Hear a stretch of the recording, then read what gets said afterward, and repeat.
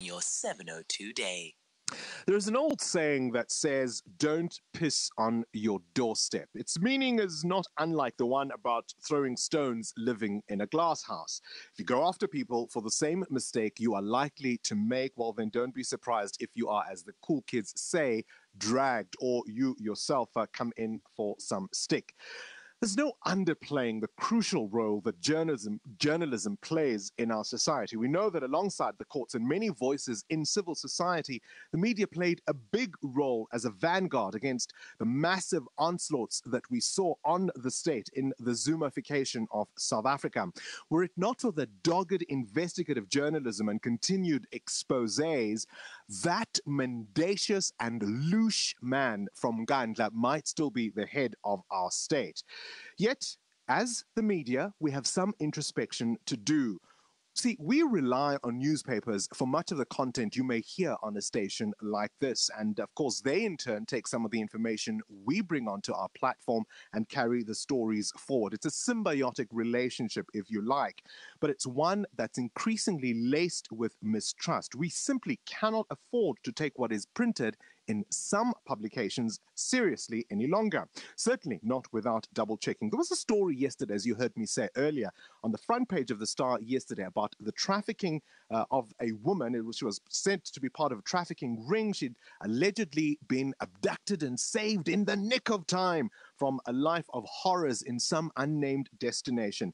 My discomfort in talking about it yesterday was the fact that her face was on the front page. It didn't quite say what had happened to her because it said she was so traumatized she couldn't speak, but it didn't take half a brain cell for you to start imagining all kinds of horrors. And I thought, gosh, without actually saying she said what's happened to her, why put her face on the front page? That was my initial discomfort. Yesterday on the afternoon drive with my colleague Joanne Joseph, it turns out the story, at least according to her daughter, was simply not true. There may well be a trafficking ring, but this woman, her daughter says, wasn't a part of it. It never happened. Her daughter emphatically denies she was kidnapped.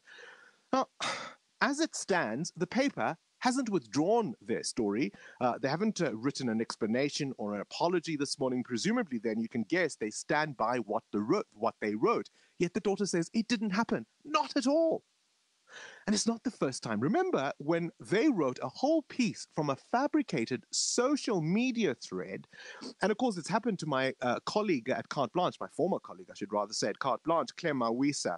She responded to a Facebook post from a friend of hers in a closed environment, she thought, about young motherhood and how isolating it can be if your friends are not yet moms. The next thing we saw, from that underlined comment, a publication going ahead to invent a story about she had a child from enjoying, yes, that's actually how they phrased it. They said she enjoyed unprotected sex and had a child at 19, which was completely untrue. They never even bothered to phone her and ask if what they were imagining was in fact so.